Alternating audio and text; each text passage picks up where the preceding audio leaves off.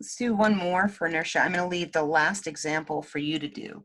And the one thing I'll say on the last example before I do it, it takes this picture and then puts the axis of rotation here, and it tells you that the distance from the axis of rotation to these balls is 4 meters.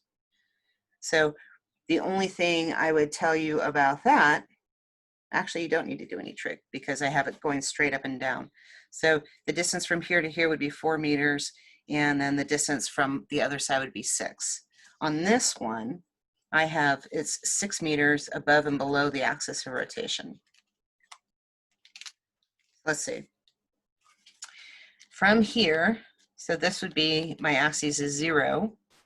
So the sum of my inertias, reminding myself that that r is the distance from rotation. And that mass, this is because it's a point particle, so it's just m. So I have, let's see, I have 3 times 6 squared plus 2 times 6 squared plus 4 times 6 squared plus 2 times 6 squared.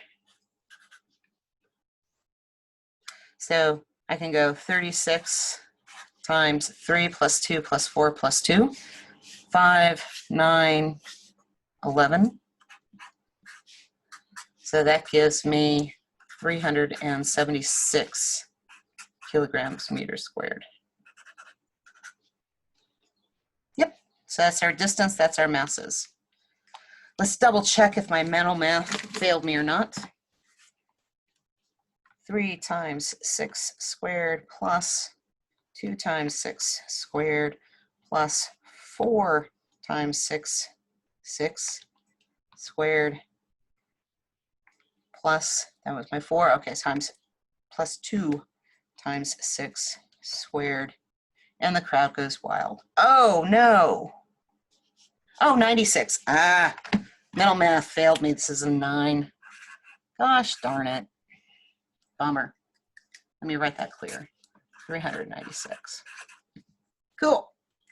So what if I change it to here and 4? What do you think is going to happen? So I would be closer to this 2 and this 4. And then I would be further away from this 3 and this 2. So my hunch is, because this mass is bigger than this mass, that my axes, or my inertia, is going to be a little bit smaller because I'm a full 2 meters closer to the bigger mass. So I'm thinking it'll be smaller. I'll go ahead and do that one for you. So if I change it to over here, I'll make this 4 meters. So this distance is 4. Let's see. This is 12 total.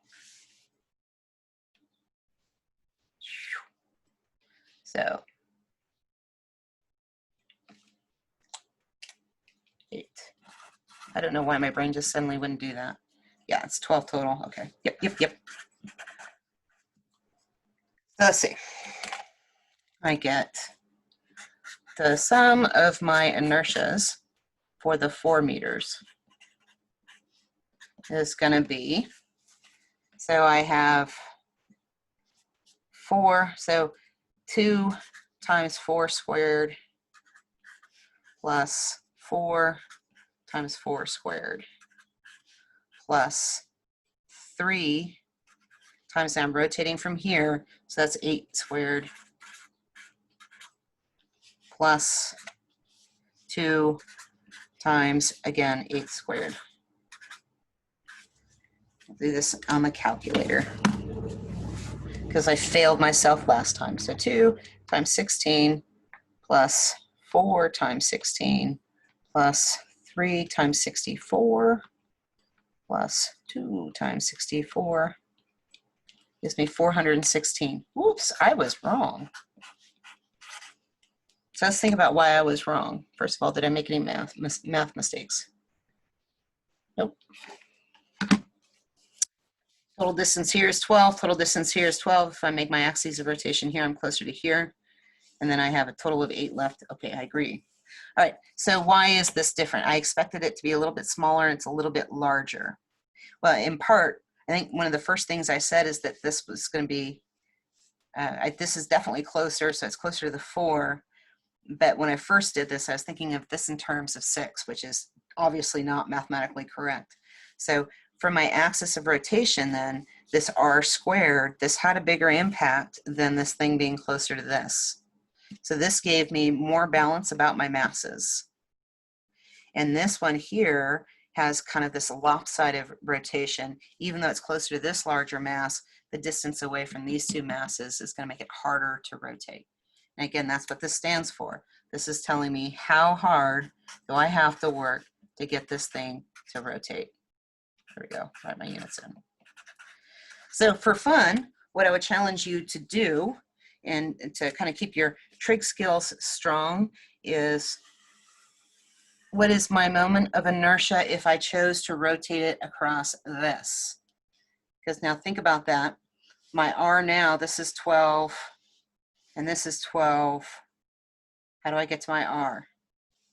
Because it is the distance, it's a straight line distance from the axis of rotation to the masses. So the nice thing is that once I get this distance, then I know that this r is the same. The only difference is going to be that my masses are different. So figure that one out and let me know how it goes.